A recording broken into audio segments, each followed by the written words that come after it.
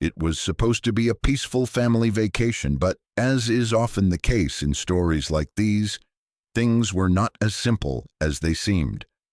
On their way to the cabin, Marcus, who had driven for hours to reach the mountain town, was pulled over by two police officers. The officers, Officer Davis and Officer Grant, were already on edge when they saw the black family driving through their small, predominantly white town. They'd had an unpleasant encounter with a group of outsiders earlier that morning, and now, seeing a family of color on their turf, they were more than ready to jump to conclusions. The officers approached Marcus's car with a sense of authority that bordered on arrogance. They didn't bother with pleasantries or the usual routine of asking for license and registration. Instead, Officer Davis immediately ordered Marcus to step out of the vehicle. "Sir, we need to ask you some questions," Officer Davis said in a curt tone. Marcus, always cautious when dealing with authority, complied, but he was already feeling the hairs on the back of his neck stand up. He knew something wasn't right, but he didn't know exactly what. Lena, sitting in the passenger seat, looked at her husband with concern. She had lived in this country long enough to know that things could go wrong very quickly when a black man was involved in a situation with the police. The kids, still unaware of the tension mounting around them, continued to play in the back seat, unaware that their peaceful vacation was about to be interrupted. Officer Grant walked around to the other side of the car and peered inside, his eyes scanning the interior as if looking for any reason to escalate the situation. He eyed Lena first, then turned to the children. His gaze lingered for a moment too long, and then he looked at Marcus with suspicion. "I'm going to need to see your identification," Officer Davis said, his voice now firmer. "And I need to know where you're headed. You know this is a small town, right? We don't get many visitors around here, and we like to keep an eye on who's passing through." Marcus remained calm, though his pulse quickened. He was a trained professional, an FBI agent with years of experience in handling tense situations. He had faced danger in the field, but this felt different. He could sense the underlying animosity, the racial profiling, the subtle but dangerous prejudice that these officers were projecting onto him. He reached into his jacket pocket and handed Officer Davis his badge, revealing his identity as an FBI agent. The moment the officers saw the badge, their demeanor shifted, but not in the way Marcus had hoped. Officer Grant raised an eyebrow, but his expression remained guarded. "An FBI agent, huh?" he muttered under his breath, his skepticism evident. "Well, that doesn't change anything. You're still in a town where we don't take kindly to strangers." Marcus's patience was wearing thin, but he held his ground. He didn't want to escalate the situation any further, not with his family in the car, but he also couldn't allow these officers to treat him with such disrespect. "I'm just here on vacation with my family," Marcus said, his voice calm but firm. "You're making an issue out of nothing." Officer Davis, still unsure how to proceed, looked over at Officer Grant for confirmation. Grant, who had been scanning the area, finally spoke up. "You seem to be taking a lot of time with this, don't you think?" he said, his tone laced with subtle disdain. "I've been patrolling this area long enough to know when something doesn't feel right. We're just making sure everything's in order." Marcus's patience snapped. He had done his best to remain calm and compliant, but the continued racial profiling and blatant disrespect were too much. He knew the law, and he knew his rights. "I've been more than cooperative," Marcus said, his voice steady but stern. "But I'm not going to stand here and let you treat me or my family like this. I'm done with this." Before the officers could respond, Marcus's phone rang. It was a call from his superior at the FBI, and the moment he saw the name, he answered quickly. "What's going on?" his superior asked. Marcus explained the situation briefly, and his superior's voice immediately changed, now filled with authority. "Do you need backup?" the superior asked. Marcus glanced at the two officers, who had now begun to retreat, their previous cocky attitude slipping away as the power dynamic began to shift. "No, but I think they're starting to realize who they've been messing with," Marcus replied, his voice calm but with an edge of satisfaction. The officers, now realizing who they were dealing with, quickly backed down, their attitude shifting from confrontational to apologetic. They muttered a quick apology, and Jaden and Mia, still unaware of the tension, looked up at their parents, eager to get back on the road. "Can we go now, Daddy?" Jaden asked innocently. Marcus smiled and nodded, relieved that things hadn't escalated further. "Yes, kids, we can go. We're almost there." As the family continued their journey, they couldn't help but feel the weight of the encounter hanging in the air. But for Marcus, it was just another reminder of how fragile things could be when race entered the equation. He had dealt with far worse in his career, but this moment would stay with him, a quiet reflection of the racism that still lingered beneath the surface. As the Johnson family continued their journey, the serene landscape outside their car window offered a sense of calm, but the mood inside the vehicle remained tense. Marcus, who had kept his composure during the encounter with the police, now felt the weight of the moment sink in. The officers' actions were unjustified. No one should have to endure such treatment, especially when they had done nothing wrong. Lena, sensing the change in her husband's demeanor, reached over and gently placed her hand on his. "Are you okay?" she asked, her voice laced with concern. Marcus nodded, though the frustration was clear in his eyes. "Yeah, I'm fine. It's just, this is what we have to face sometimes. It's not just us. It's something a lot of people deal with. You think you've made progress, and then something like this happens." Jaden and Mia, sensing the heaviness in the air, fell silent in the back seat. They hadn't fully understood the severity of the situation, but they could tell something wasn't right. They had always been taught about fairness and justice, but this was the first time they'd seen their father, who had always been a source of strength, appear shaken. The road stretched ahead of them, but the peaceful drive they had envisioned for the weekend seemed lost now. Marcus tried to shake off the encounter, but the realization of how quickly things could spiral out of control nagged at him. It wasn't just a matter of being treated unfairly, it was the principle of the situation, the fact that the officers had made assumptions about him, his family, and his worth, simply because of how they looked. As the family approached their destination, a small cabin in the mountains, the tension seemed to lift slightly. The cabin, nestled against a backdrop of towering pine trees, offered a sense of tranquility that they all desperately needed. It was supposed to be a place to relax, to forget the stress of their everyday lives, and enjoy their time together. But as they unpacked their bags and settled into the cabin, the events of the day continued to linger in Marcus's mind.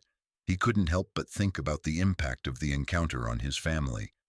Lena had always been supportive of his work with the FBI, and she knew the challenges he faced daily. But seeing her children witness this kind of treatment for the first time had been difficult. They were too young to understand the complexities of race and racism, but the question that would surely come up was inevitable. Why did the officers treat them that way? That night, after the children were asleep, Marcus and Lena sat together in the living room, the crackling sound of the fireplace the only noise in the room. "I don't want them to grow up in a world where this is normal," Marcus said, his voice filled with a quiet resolve. "I know," Lena replied, her tone soft but determined. "But we can teach them. We can show them that even in moments like this, we don't let hate win.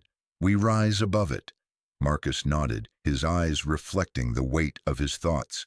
"It's not just about us anymore. It's about the world they'll inherit. We can't let them grow up thinking they're less than anyone else." Lena leaned her head on his shoulder, and for a moment there was silence. a silence that spoke volumes. They both knew that the road ahead wouldn't always be easy. There would be challenges, more moments like this, but they were committed to raising their children with love, respect, and the belief that no one should ever be judged by the color of their skin. The night went on, but Marcus couldn't shake the feeling that this encounter would stay with him, not just for the injustice he had faced, but for the lessons it had already taught him. He knew that as a father he had to be strong, not just for his children, but for himself as well. And in that moment he understood that the fight for equality wasn't just about winning battles, it was about changing hearts and minds, one step at a time. The following morning, the Johnsons awoke to the quiet serenity of the mountain cabin. The crisp, fresh air filled the room as sunlight poured through the large windows, casting a warm glow over the wood-paneled walls. For a brief moment, the previous day's events seemed like a distant memory. Marcus, Lena, Jaden, and Mia sat down at the breakfast table, enjoying the simple pleasure of being together in a peaceful, beautiful place. Yet, despite the tranquility around him, Marcus couldn't shake the feeling that the encounter with the police had cast a shadow over this getaway. He found himself restless, unable to fully relax. It wasn't just the direct impact of the officer's treatment, it was the realization that racism still lurked beneath the surface, affecting not just his family, but countless others. As the family spent the day hiking through the woods and exploring the nearby trails, Marcus noticed that Lena kept glancing at him with a concerned look. She knew her husband well enough to recognize that the events from the day before were still weighing heavily on him. In the late afternoon, as they returned to the cabin, Lena decided to bring it up. "Marcus, are you okay? I can tell something's still bothering you." Marcus took a deep breath, looking out the window at the majestic mountains in the distance. He didn't want to spoil the day, but the weight of the incident was hard to ignore. "I'm fine. It's hard to shake the feeling that we're always under scrutiny. It's not just about us, Lena. It's everything we've been through, everything we'll keep going through." Lena knew the toll his work had taken on him over the years. She had watched him endure hardships, seen him fight battles in the field, and supported him through the ups and downs of his career with the FBI. But this moment felt different. This wasn't just about his work, it was about their family, their children, and it was about a society that still seemed to view them differently because of the color of their skin. "We can't let this define us," Lena said, her voice firm but gentle. "This is just one moment in time. We have to teach our children to rise above it." Jaden, overhearing his parents, walked over to the window and looked out. "Why do people treat us like that, Mom?" His innocent question hung in the air, and for a moment, neither parent knew how to answer. Marcus turned to his son, his heart heavy. He had promised himself that he would shield his children from the harsh realities of the world, but it seemed impossible to do so anymore. "Sometimes, Jaden, people make assumptions about us because of the way we look. They don't see us for who we really are.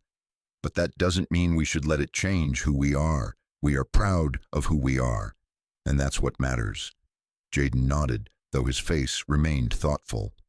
"But why does it make them act like that?" Lena knelt down beside her son and placed a hand on his shoulder.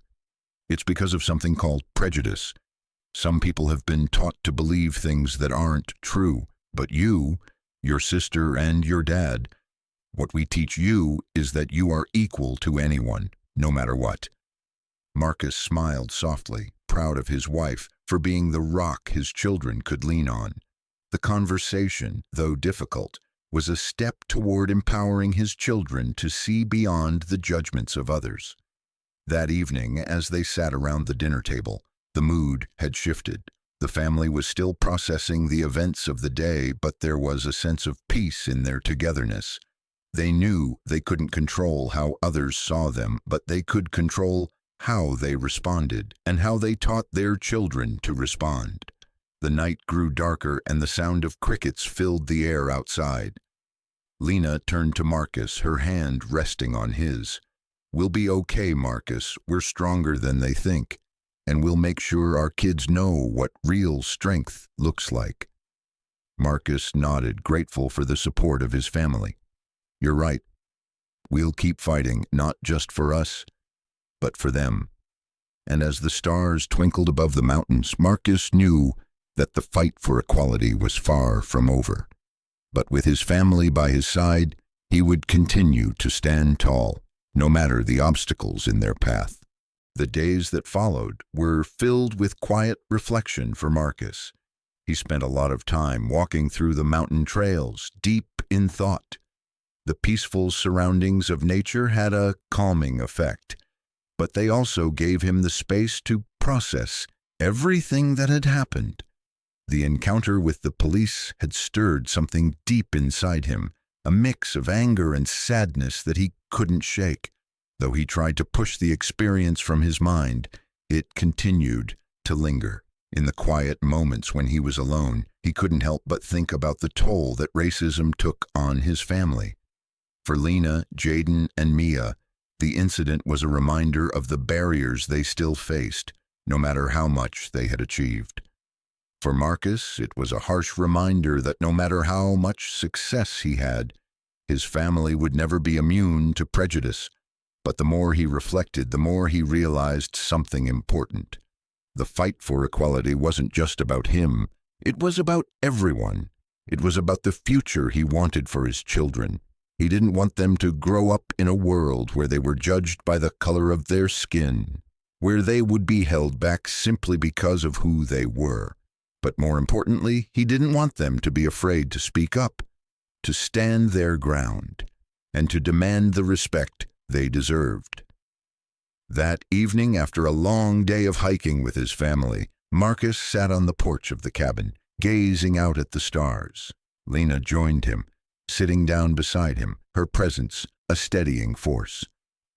"You've been quiet today," she said softly, her voice breaking the silence. "I'm just thinking," Marcus replied. "I've been thinking about the future, about what kind of world we're leaving for our kids." Lena nodded, her gaze thoughtful. "It's hard to imagine a world where things are different, but I think we can make a difference, Marcus.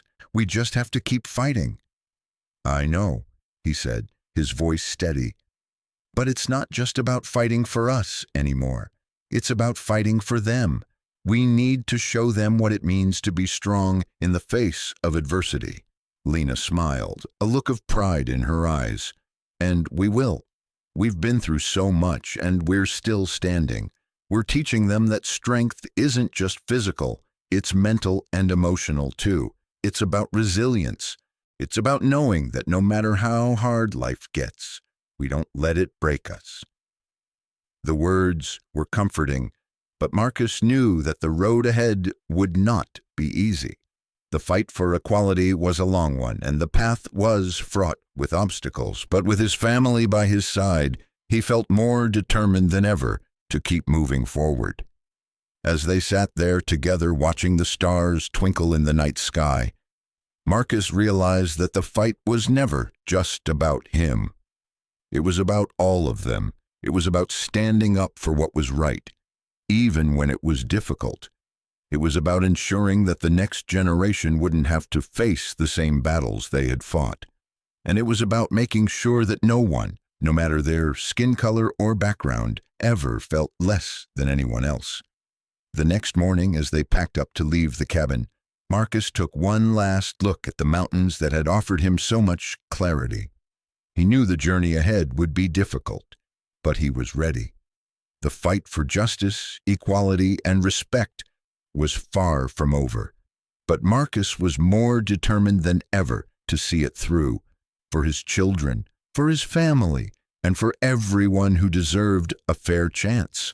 As the Johnson family made their way back home from the mountains, the journey was quieter than expected. It wasn't the kind of silence that indicated discomfort or tension. Rather, it was the kind of silence where everyone was reflecting on the events of the past few days, absorbing the lessons learned. It was the kind of silence that marked a new understanding. For Marcus, the trip had been both an escape and a confrontation.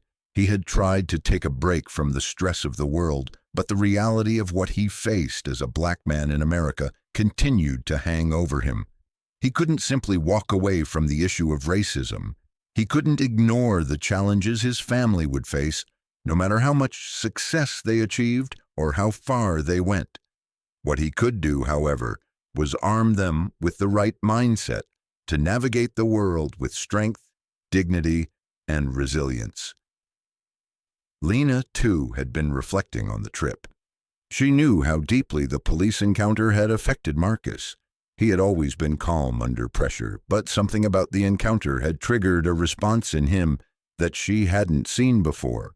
He wasn't just angry at the officers, he was angry at the system, at the unfairness that pervaded their lives, at the way that people of color were often seen as less than, despite all the evidence to the contrary. But as they pulled into their driveway, Lena saw a change in Marcus. It wasn't an overnight transformation, but there was a shift, a quiet resolve in his demeanor. He had come to terms with the fact that he couldn't change the world in an instant, but he could be a part of something bigger.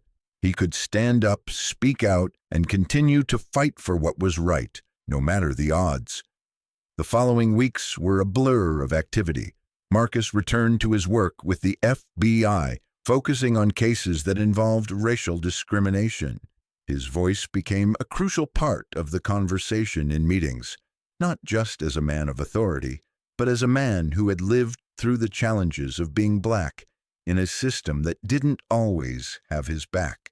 He began to speak out more, not just for himself, but for those who had been silenced by the system.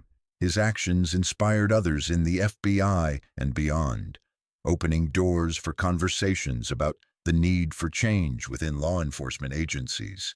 Meanwhile, Lena continued her work as a community organizer, focusing on initiatives that supported young people of color and helped them access educational and economic opportunities.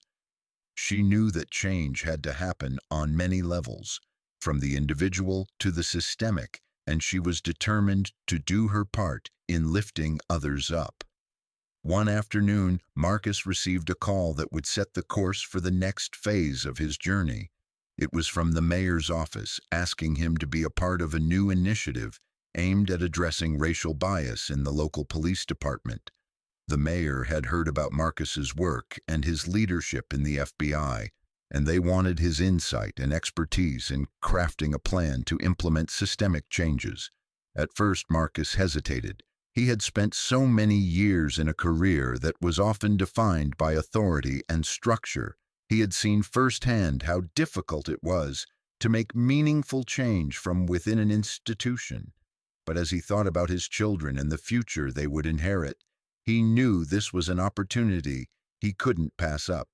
It was a chance to shape policy, to create real change, and to ensure that future generations wouldn't have to fight the same battles. "Are you sure about this?" Lena asked him as they discussed the opportunity that night. "I don't know if I'll be able to change everything overnight," Marcus said, his voice thoughtful. "But I can try, and if I don't, I'll at least know I gave it my all." Lena smiled and nodded. "That's all we can do, Marcus. We just have to keep fighting one step at a time." And so Marcus agreed to take the role, knowing that it wouldn't be easy, but understanding that the work was necessary. He had always believed that progress was built on small steps, that it was the cumulative effect of many voices speaking out, many actions taken that led to lasting change. This, he knew, was just the beginning. As he stepped into his new role, Marcus felt the weight of the responsibility on his shoulders. But for the first time, he also felt a sense of hope. He had always been driven by his desire for justice, but now he had a renewed sense of purpose, a purpose that extended beyond his own family and touched the lives of countless others. Marcus's decision to take the role in the mayor's initiative marked a new chapter in his life. It was a bold move, one that came with both excitement and a daunting weight of responsibility. As he began working on the plan to address racial bias in the police department, he knew this wouldn't be an easy road. Change, especially systemic change, was never simple, but he was more committed than ever.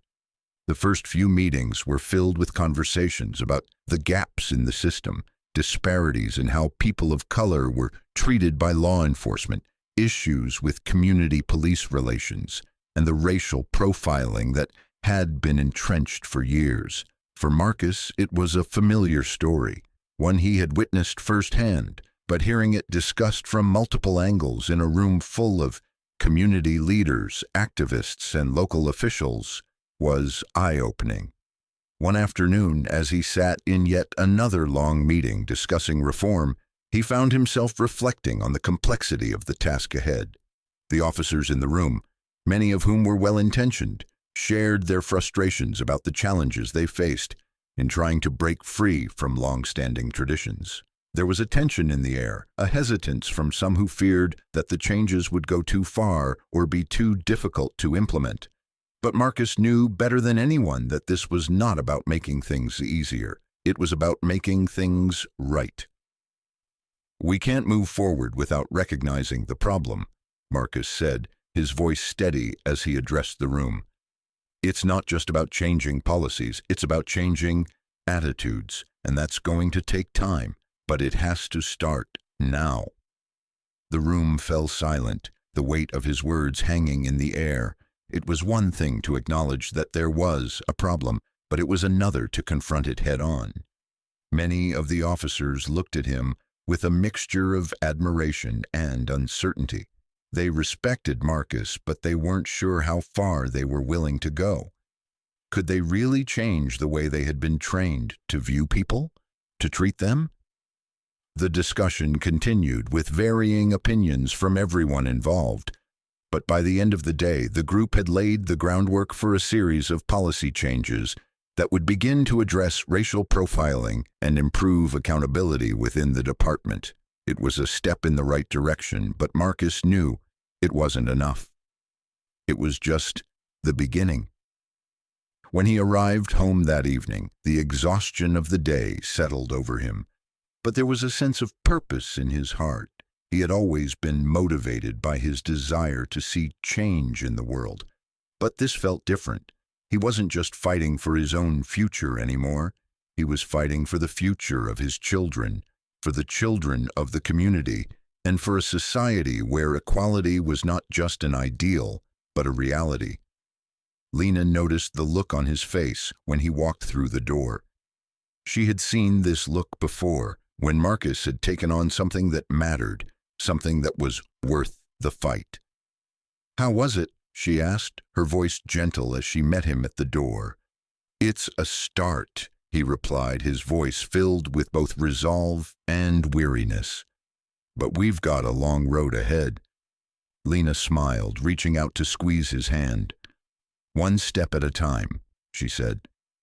Marcus nodded, grateful for her unwavering support. He knew the road would be difficult.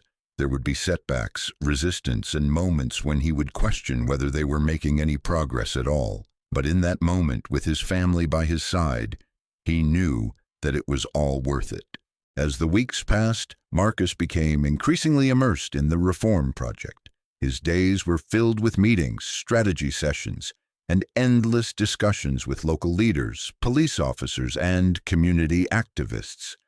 Every day presented new challenges, but Marcus was steadfast in his commitment to the cause. He knew that if they were going to create lasting change, they had to address not only the surface-level issues, but also the deep-rooted biases that shaped the entire system. However, as he began to see progress, he also began to face resistance, not from the community or activists who had rallied behind the cause, but from within the police department itself. A few officers, especially those who had been on the force for many years, were reluctant to embrace the changes that Marcus was advocating for. They resented the idea that their training, their way of doing things, was being questioned. One afternoon, Marcus met with Lieutenant Harold Jenkins, a long-time officer who had been known for his strong influence within the department. Marcus had hoped that Jenkins, who was seen as a key figure in the police community, would be a supporter of the reforms. But as the meeting progressed, it became clear that Jenkins had a very different perspective. "I understand your intentions, Marcus," Jenkins said, his voice low and steady, "but you're asking us to change the way we've been doing things for decades. And frankly, I don't see the problem.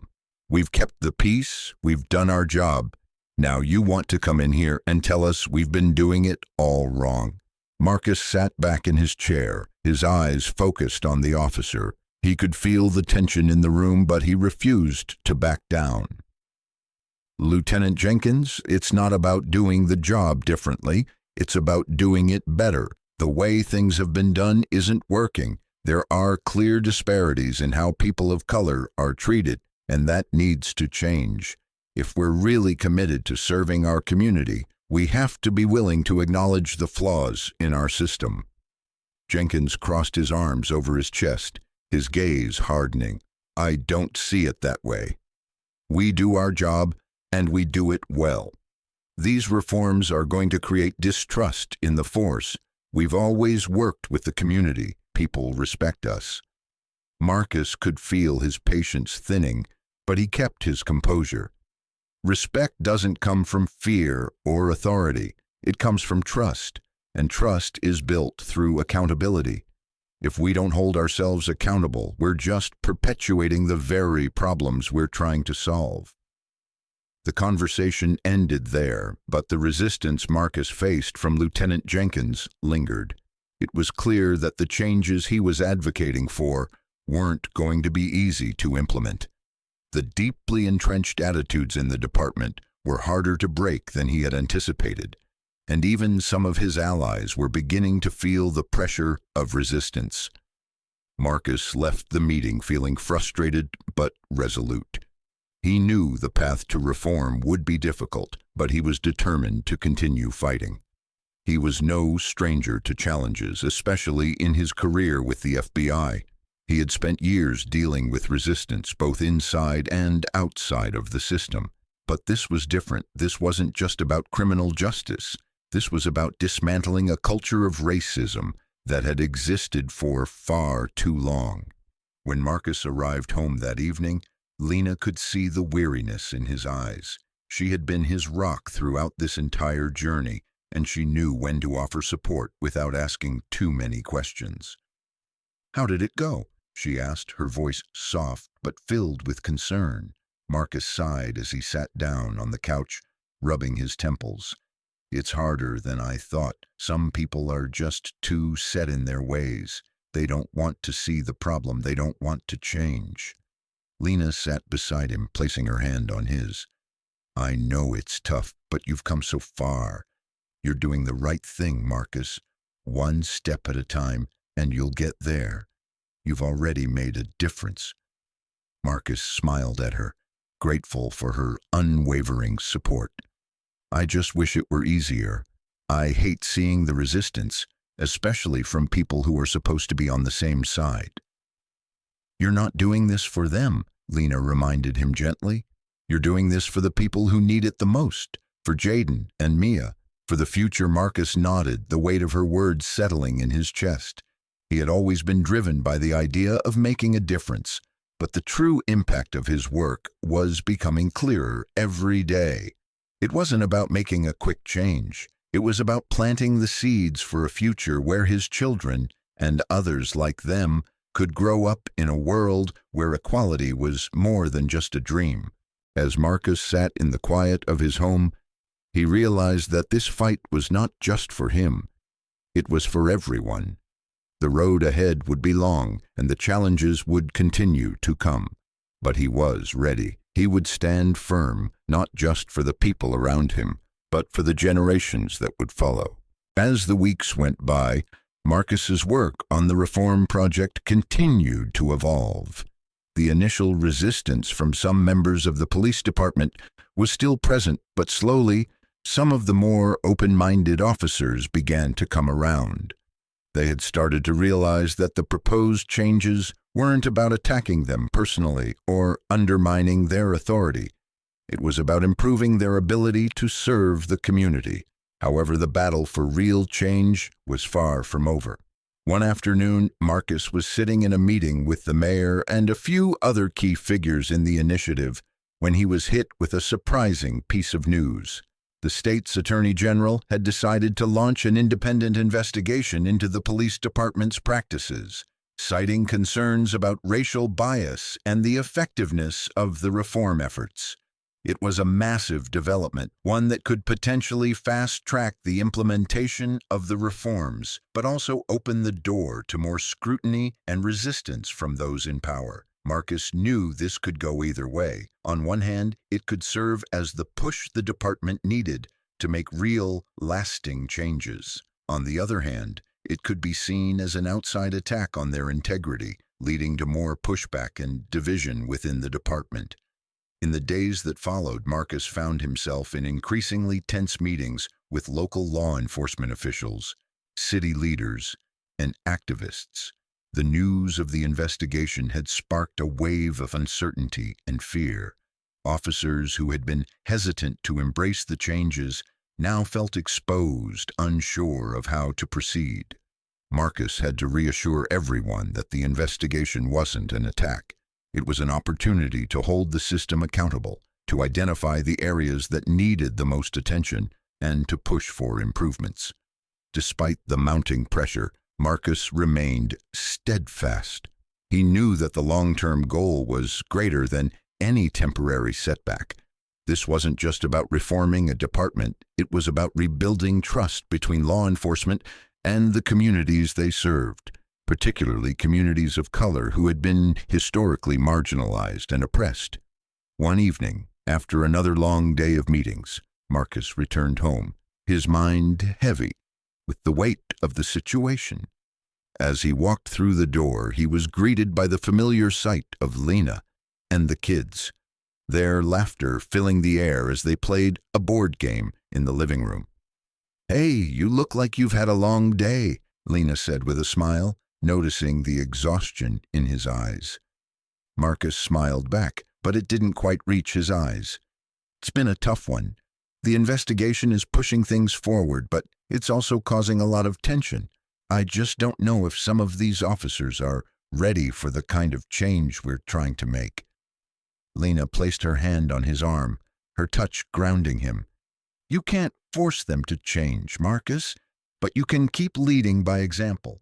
You've already done so much, and I know you're doing the right thing. Change takes time." Marcus sat down beside her, running a hand through his hair. "I just wish it didn't feel so hard. It's like every step forward feels like 2 steps back." Lena looked at him, her expression soft but determined. "That's because it's worth fighting for. You've always known that, haven't you?" Marcus nodded slowly, feeling the weight of her words sink in. He had always believed in the power of resilience, the strength to keep going even when the road was difficult. But the truth was, he had never been this close to the change he had always wanted to see.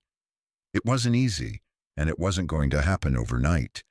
But it was happening, and for the first time in a long while, Marcus felt a glimmer of hope. "I guess you're right," he said, his voice quieter now, filled with a new sense of resolve. "I can't change everything on my own, but I can keep pushing, keep leading, and maybe that's all I need to do." Lena smiled, leaning in to kiss him on the cheek.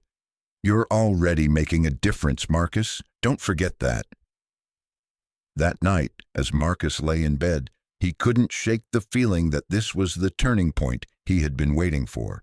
The investigation might be challenging and the road ahead would be difficult, but he knew that with every step, they were moving closer to a better future, a future where justice, equality, and fairness weren't just ideals, but reality. As the days passed, Marcus's resolve only grew stronger. The investigation into the police department continued, and the momentum for reform was building. But so was the pressure. Every day he faced new challenges, public scrutiny, internal resistance, and the weight of his own expectations. The balance between pushing for change and managing the fallout from those resistant to it was delicate, but Marcus remained steadfast in his belief that they were on the right path. One afternoon, Marcus sat in the mayor's office discussing the next steps in the reform process with the mayor and a few other key figures in the initiative. The room was filled with papers, proposals, and action plans, but despite all the hard work, there was a sense of uncertainty in the air. The investigation had revealed systemic issues in the department that couldn't be ignored. The challenge now was to address them in a way that would bring about real change without alienating the very people who needed to be part of the solution. Marcus took a deep breath, looking around the room at the faces of the people who had come to support the initiative. "We're making progress," he said, his voice steady but filled with a quiet determination. "But we need to stay focused. The investigation is only part of the picture. We have to work to change the culture, not just the policies." The mayor nodded, his expression thoughtful. "I agree. But we also need to ensure that we have the support of the community. If the people don't trust the changes we're making, they won't stick. We need to make sure we're working with the community, not just for them." Marcus understood the mayor's point. It wasn't enough to simply pass policies or implement reforms. They needed the community's trust, the trust of those who had been most affected by racial bias and police misconduct. Without that trust, the work would be in vain. Later that evening, after another long day, Marcus returned home to Lena and the kids. As soon as he stepped through the door, he felt the weight of the world lifting off his shoulders. The warmth of his family, the quiet comfort of home, reminded him of why he was doing this in the first place. Lena met him in the hallway, her arms open for a hug. "How was it today?" she asked, her voice soft but filled with concern. "It was okay," Marcus said, pulling her into an embrace. "But the more I think about it, the more I realize how much work we have ahead of us. The community needs to be involved in this process. We can't just tell them what's best for them. We have to listen." Lena nodded, understanding the weight of his words. "It's not going to be easy, but you're doing the right thing. You've already made so much progress." As they sat down together that evening, Marcus couldn't help but think about the journey ahead. The changes they were striving for were bigger than just one person, one family, or one community. It was about creating a future where people could live without fear of discrimination, where the systems that were meant to protect them didn't harm them instead. He looked at Lena, his heart filled with gratitude. "I know we've got a long road ahead, but for the first time I really feel like we're moving in the right direction. It's not going to be easy, but we can do this." Lena smiled, squeezing his hand. "We will. Together." The weight of the task ahead didn't feel so heavy in that moment. With the support of his family and the community, Marcus knew that even when faced with resistance, they could keep moving forward. It was the beginning of something bigger than he had ever imagined, something that could change not only their future, but the future of countless others. The next few months were a whirlwind. The momentum for police reform continued to grow, and Marcus's involvement with the initiative became more integral than ever. The community, once skeptical, slowly began to see the genuine effort behind the changes. It wasn't perfect and the road wasn't without its challenges, but things were starting to shift. The investigation into the department had exposed deep-rooted issues, but rather than causing division, it sparked conversations that had been long overdue. Marcus worked tirelessly, collaborating with both law enforcement and community members, pushing for policies that would make a lasting impact. It wasn't just about changing laws. It was about changing the way people thought, the way they acted, and the way they saw each other. One afternoon, as Marcus sat at his desk, reviewing reports and strategizing the next steps, he received a call that would mark a significant turning point. The mayor's office had just been informed that the governor was considering granting funding to support the ongoing reform efforts. It was a huge win. With the funding, they could expand the initiative, train more officers, and continue building trust between the police and the community. Marcus felt a surge of pride and relief. This wasn't just a small victory. It was a validation of the hard work that had been put in, a sign that the system could change if people were willing to put in the effort. It wasn't perfect, but it was progress. That evening, as he sat at the dinner table with Lena and the kids, Marcus felt a sense of peace. The stress of the past few months had been overwhelming at times, but now, for the first time, it felt like things were starting to fall into place. Lena smiled at him, noticing the shift in his mood. "You look like you've got good news." Marcus nodded, his smile genuine. "We've got the funding. This is a huge step forward. We're not there yet, but it feels like we're on the right path." The kids, who had been quietly eating their dinner, looked up at him with wide eyes. Jaden, always the inquisitive one, asked, "What does this mean, Daddy?" "It means that we're making a difference, Jaden," Marcus replied. "It means that the work we've been doing is being recognized, and we're one step closer to making the world a better place." Mia, who had been unusually quiet, suddenly spoke up. "Does that mean more people will be nice to us now?" Marcus paused, his heart swelling with emotion at the simplicity of her question. He looked at Lena, who smiled softly, her eyes filled with understanding. "It means we're working towards a world where everyone is treated fairly," he said, his voice full of hope. "A world where no one has to worry about being treated differently because of the color of their skin." That night, as the family settled in for bed, Marcus lay awake for a while, reflecting on everything that had led him here. It hadn't been an easy road, but he knew that the journey wasn't over. There was still so much work to do. But for the first time in a long while, he felt hopeful. The future was still uncertain, but with his family by his side, he knew they could face anything. Lena, sensing his unease, turned toward him in bed. "What's on your mind?" Marcus smiled softly, taking her hand in his. "I'm thinking about how far we've come," he said, "and how much further we still have to go." Lena nodded, her grip tightening around his hand. "We'll get there. Together." And as the night stretched on, Marcus realized that the fight for justice, equality, and change was far from over. But with the support of his family, the community, and everyone who believed in the cause, he knew they could make a real difference. They had already started, and that was only the beginning.